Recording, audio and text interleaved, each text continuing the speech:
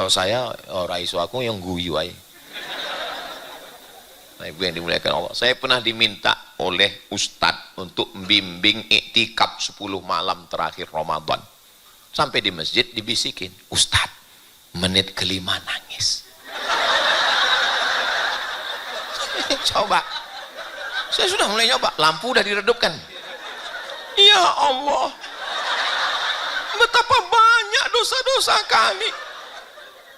Aku ndelok ya kok urung nangis iki piye iki. Lama-lama saya nangis bukan karena dosa itu. Kenapa mereka nggak nangis? Lama-lama saya nangis juga. Alhamdulillahi Rabbil Alamin. Allahumma salli ala Sayyidina Muhammad wa ala ali Sayyidina Muhammad. Ada sepasang suami istri tinggal di hutan. Suaminya meninggal, istri dalam keadaan hamil. Lahir anak, si ibu sampai ajalnya meninggal. Akhirnya anak ini dibesarkan oleh gorila. Cara makannya cara makan gorila, melompat seperti gorila karena dia dibesarkan oleh gorila.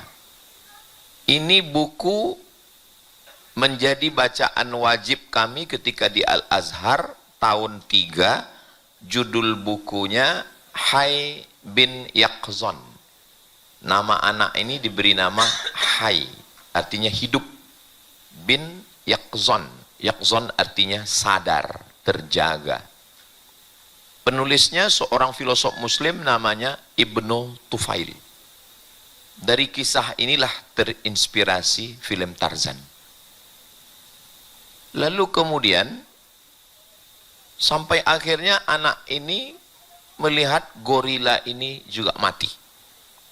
Dia lihat jantung gorila ini berdegup, napasnya naik turun, akhirnya mati. Dia berpikir, tidak mungkin gorila ini hidup tanpa ada yang menghidupkannya.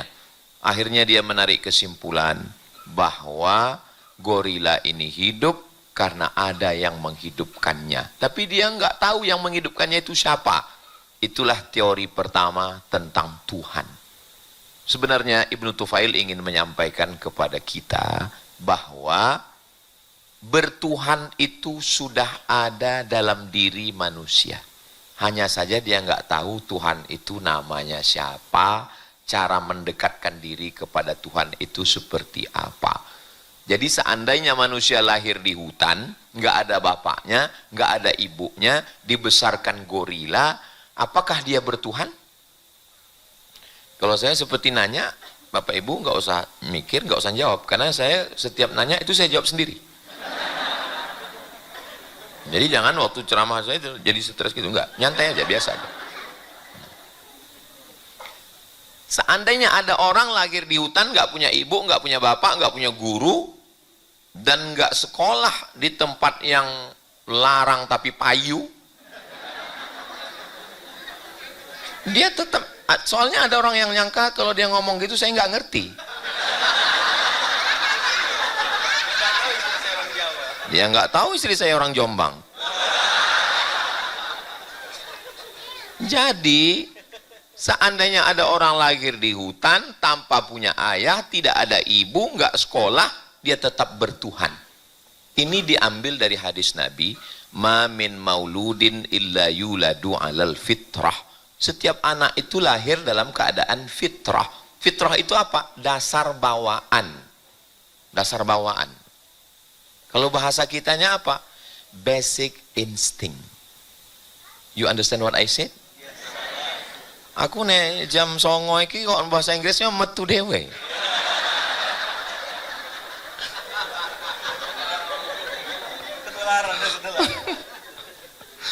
Jadi jangan katakan kita yang ngajar anak kita bertuhan, enggak. Makanya bunyi hadisnya, mamin mauludin, setiap anak yang lahir itu illa yuladu alal fitrah, lahir dalam keadaan fitrah. Lalu yang membuat anak ini jadi enggak Islam itu siapa? Fa'abawahu, bapak dan ibunya yuhawidanihi, membuat dia jadi Yahudi. au yunassiranihi, membuat dia jadi Nasrani, au yumajjisanihi, membuat dia menjadi Majusi. Kenapa nggak ada dalam hadis itu mengatakan kedua orang tuanya lah yang membuat anak itu jadi Islam? Nggak ada. Kenapa? Karena memang dia terlahir sudah bertuhan. Tapi Tuhan dalam Islam tidak dalam bentuk fisik, nggak kelihatan. Saya ketemu dengan seorang mu'allab yang sudah nyoba semua agama. Jadi ternyata dia nyoba itu seperti nyoba roti, coba ini, akhirnya nyantolnya di Dea Bakery. Dia memang masuknya di menit kelima memang.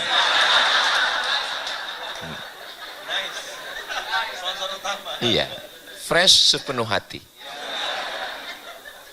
Dia udah nyoba, terus saya tanya, kenapa finalnya di Islam? Apa jawab dia? Karena Islamlah satu-satunya agama yang Tuhannya nggak kelihatan. Jadi menjelaskan Tuhan yang nggak kelihatan nggak bisa dengan memvisualisasikan Tuhan, mempersonifikasikan Tuhan, nggak bisa. Dan sekarang orang baru tahu kenapa dalam Islam itu Tuhan nggak kelihatan. Seandainya Tuhan kelihatan, sudah banyak video AI-nya. Alhamdulillah Tuhan nggak kelihatan. Terserah mau ngejek, Tuhanmu nggak jantan, kok nggak kelihatan. Maka menjelaskan yang tidak kelihatan juga kita menjelaskannya dengan mahabbah, cinta. Apakah cinta itu kelihatan? Enggak. Yang kelihatan itu bukti cinta. Mana buktinya? Uang belanja. Kalau ada bapak ngomong, engkau adalah cintaku, hidupku, matiku, tapi nggak ngasih apa-apa, gombal. Nggak ada buktinya. Habib jangan lihat ke sini, saya grogi. Jadi kita bisa mengenalkan cinta kepada Allah ke anak-anak kita itu melalui cinta yang ada dalam diri kita. Ibu milih bapak bukan karena gantengnya. Banyak dulu yang naksir sama ibu, tapi kenapa ibu milih dia? Karena ibu punya rasa. Betul nggak? Memang perempuan lama jawabnya, mikir dulu. Merasa salah waktu istikharah. Disuruh istikharah malah istisqa. Bapak juga begitu. Bapak dulu kan terkenal dengan playboy cap tupai. Semua pohon kelapa sudah dipanjatnya. Tapi kenapa pilihan itu jatuh ke ibu? Karena rasa. Ada perasaan, ada rasa. Rasa itulah yang dirasakan oleh seorang anak. Rasa mahabbah kepada Allah. Ini yang Ustadz omongkan ini apa? Perasaan saya kepada ibu saya. Dia bukan ustazah. Dia tidak LCMA. Dia bukan qori'ah. Dia bukan hafizah. Dia seorang ibu rumah tangga biasa. Tapi saya merasakan bahwa dia mencintai Allah. Lalu begitulah dia mengajarkan cinta kepada saya. Nggak bisa kita ngajarkan ke anak kita, anakku, mahabbah menurut terminologi, mahabbah menurut etimologi, mahabbah menurut Kamus Besar Bahasa Indonesia. Nggak bisa begitu. Jangan sangka Ustadz Lukman, Habib Muhammad bin Anis, saya mentang-mentang kami Ustadz, lalu kami mengajarkan cinta kepada anak kami. Ya ayyuhalladzina amanu. Nggak begitu juga. Cinta di dalam hati.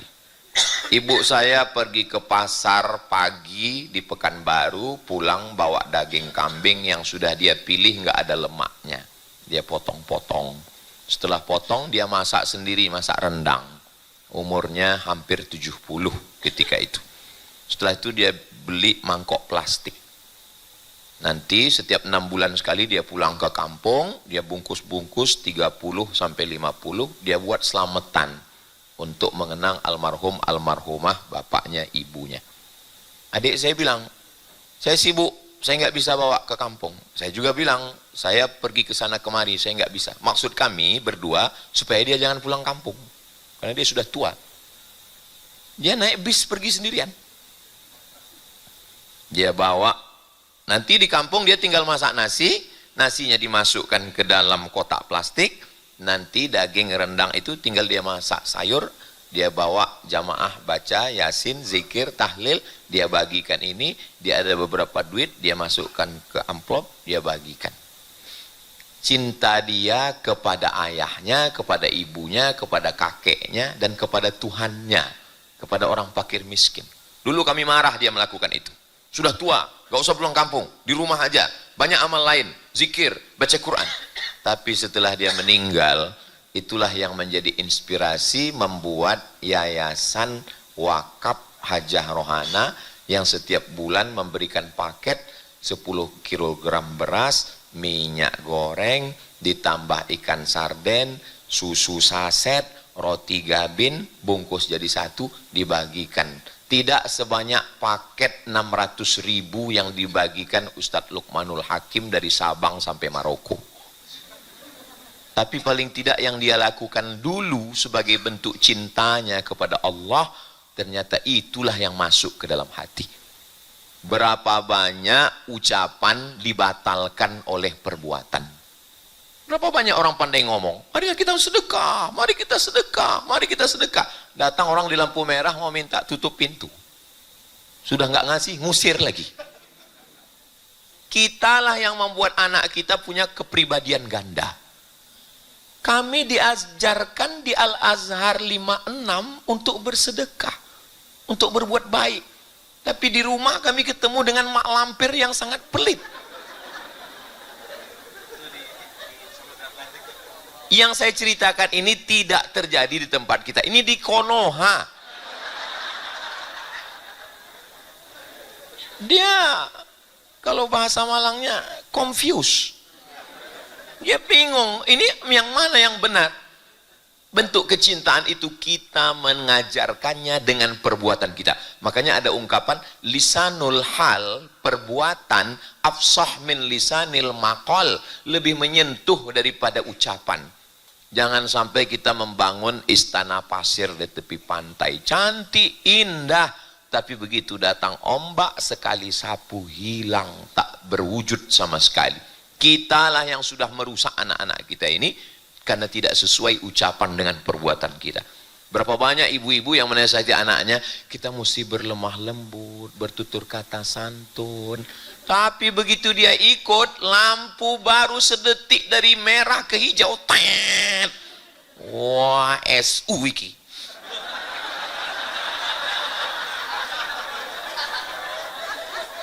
Kata Ustadz Lukman, kalau dipotong-potong nggak apa-apa.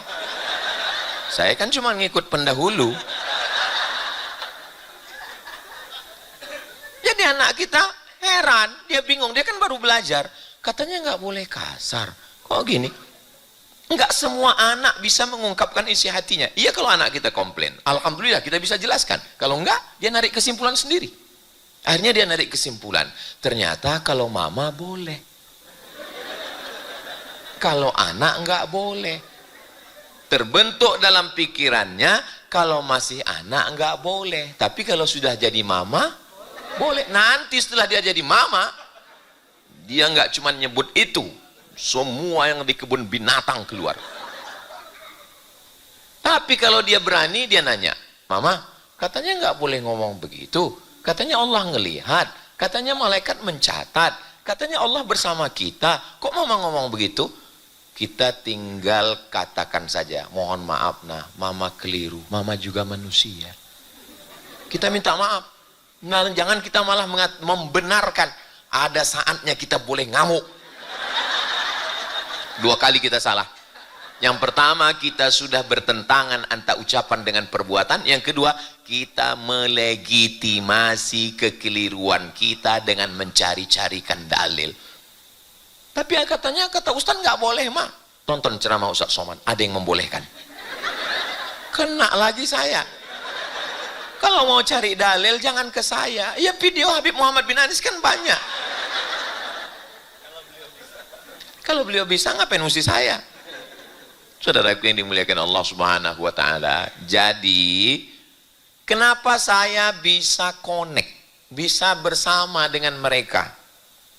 Kami selama berjalan ke sana kemari, itu yang kami jaga itu adalah rasa. Itu rasa. Beliau mengungkapkan itu kan karena ada rasa. Kalau nggak ada rasa, diam aja. Namanya mati rasa. Habib Muhammad bin Anis menjaga perasaan saya. Saya pun menjaga perasaan beliau. Ustadz Luqmanul Hakim sangat halus perasaannya. Beliau kalau udah cerita ibu, cerita pondok, cerita masa kecil, cerita pesantren, nangis. Kalau saya, raiso aku yang guyu aja. Nah, ibu yang dimuliakan Allah. Saya pernah diminta oleh Ustadz untuk membimbing iktikaf 10 malam terakhir Ramadan. Sampai di masjid dibisikin, Ustadz, menit kelima nangis. Coba. Saya sudah mulai nyoba, lampu udah diredupkan. Ya Allah, betapa banyak dosa-dosa kami. Aku ndelok ya kok urung nangis iki piye iki. Lama-lama saya nangis bukan karena dosa itu. Kenapa mereka nggak nangis? Lama-lama saya nangis juga. Akhirnya selesai saya nanya, kalian kok nangis? Ya karena kami lihat Ustadz nangis. Jadi ada masanya kita tersentuh. Saya sampai hari ini, saya sholat di masjid, saya duduk di belakang. Melihat, mohon maaf, ada seorang jamaah yang maaf, kedua tangannya putus, ini putus, kena kusta. Jari-jari sudah tidak ada. Dia angkat tangannya lama berdoa. Di saat itu yang saya ingat adalah almarhumah ibu saya. Waktu dia bawa saya kecil, saya anak pertama. Kemana-mana saya ini ngikut aja.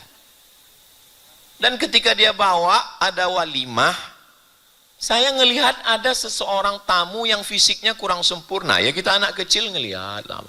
Terus dia sapu wajah saya, jangan lihat lama-lama. Nanti dia malu. Jangan lihat lama-lama, nanti dia malu. Sampai hari ini, walaupun saya udah umur 28 ini.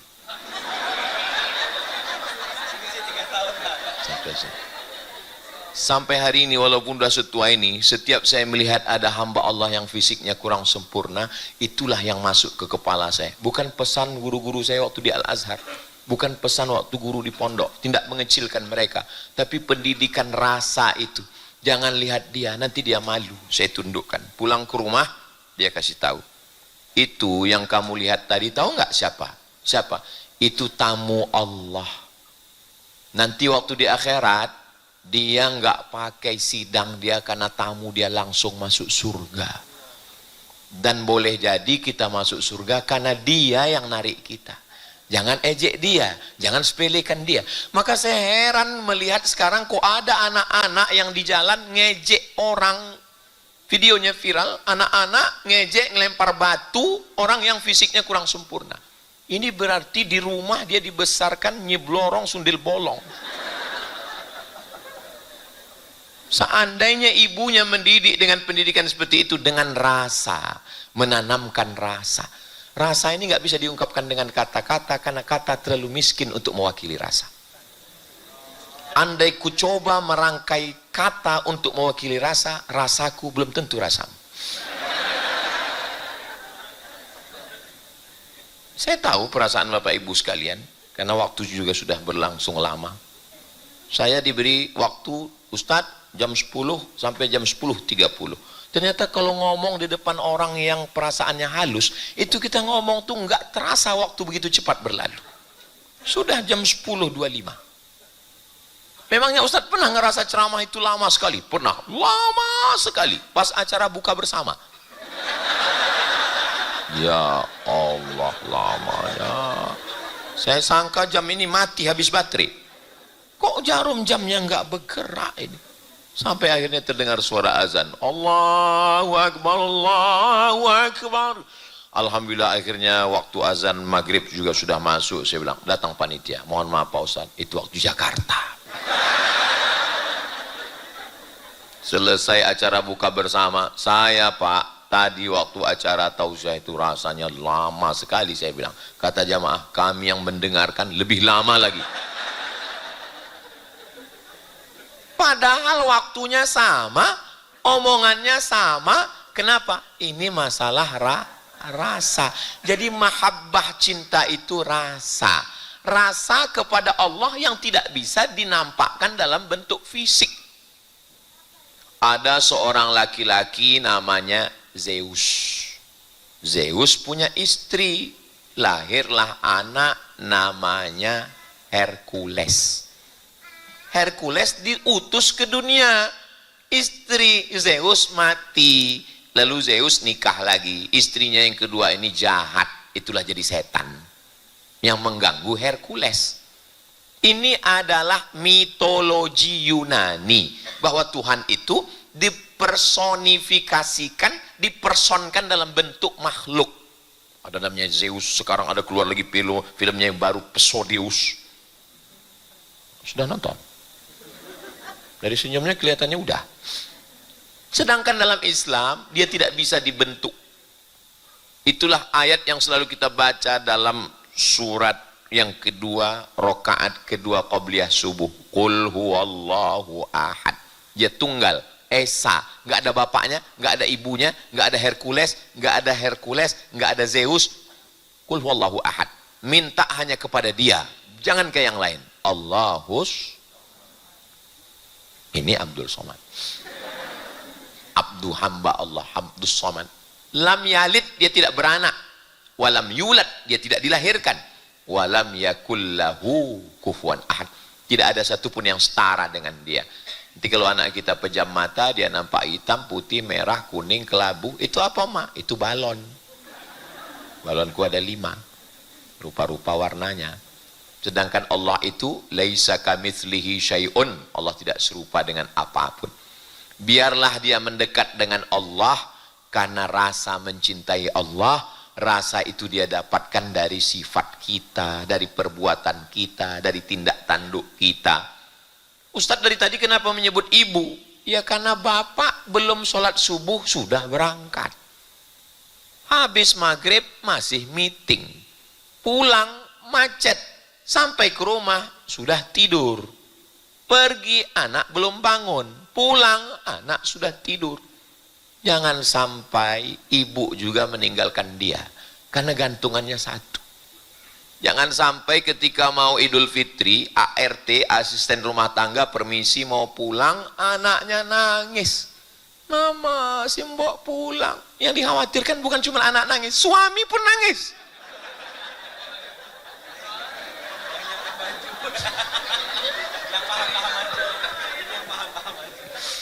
Seorang ibu buka pintu mau nyambut anak pulang sekolah.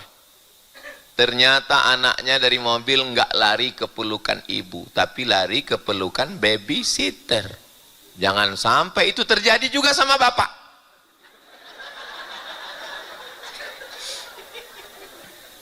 Ini tidak terjadi di Malang. Ini di planet Neptunus, Merkurius, dan Pluto. Maka sempat-sempatkan. Dia seperti teori jari-jari. Jari-jari sepeda ada titik di tengah, dan semakin jauh, semakin jarang atau semakin rapat. Semakin jauh dari titik tengah, semakin jarang. Maka kalau suaminya dekat ke Allah, istrinya juga dekat ke Allah, kira-kira makin dekat atau makin jauh? Makin dekat.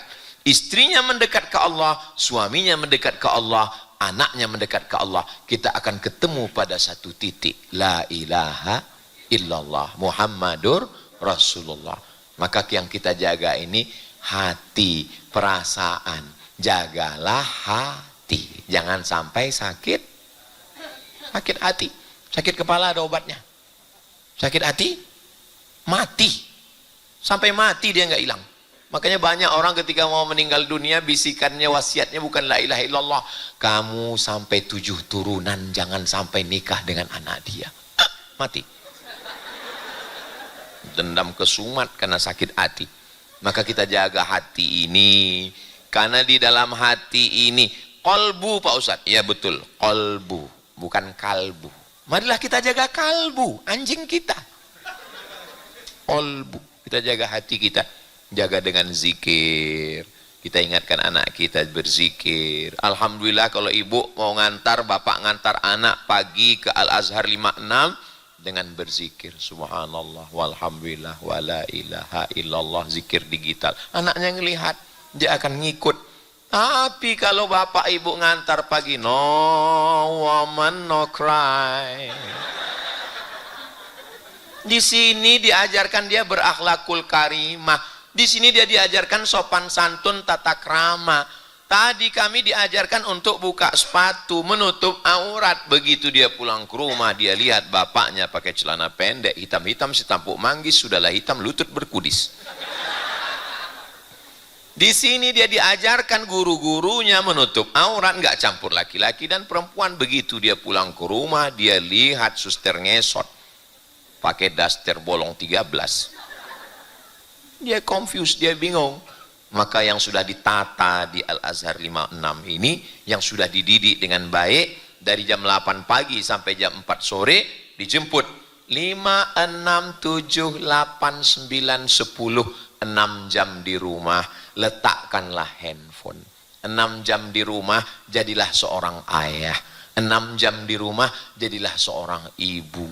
Bapak tutup meeting, browsing, chatting, dan ngising, tutup semua.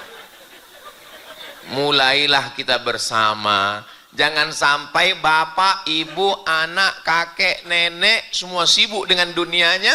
Datang asisten rumah tangga moto dari atas, dia update status. Silent generation. Keluarga yang sunyi dalam keramaian, sibuk dengan dunianya masing-masing. Teh manisnya dibuat dari kompor yang sama, termos yang sama, air yang sama. Ketika disuguhkan ke bapak, rasanya beda. Kenapa? Karena ibu yang ngadu. Ibu berikan. Apa kata bapak? Masya Allah, bidadari surgaku. So sweet my honey. Apa rotinya? Hati. Dia masuk ke dalam hati. Tapi kalau itu tidak dibiasakan, cuman air minum aja kok, biasa kok. Allah bisa karena biasa.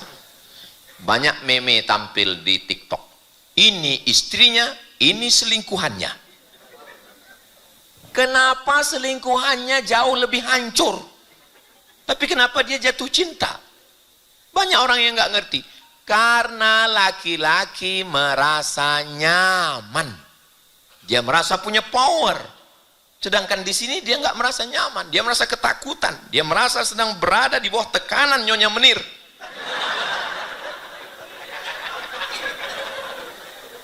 Walaupun ibu lebih kaya, lebih sukses, lebih banyak uang, maka katakanlah kepada dia, aku di kantor memang kepala dinas, kepala badan, kepala kantor. Aku memang kepala daerah. Tapi di rumah ini kaulah imamku sayang. Memang surat mobil, surat tanah, surat kebun, surat sawit itu atas namaku.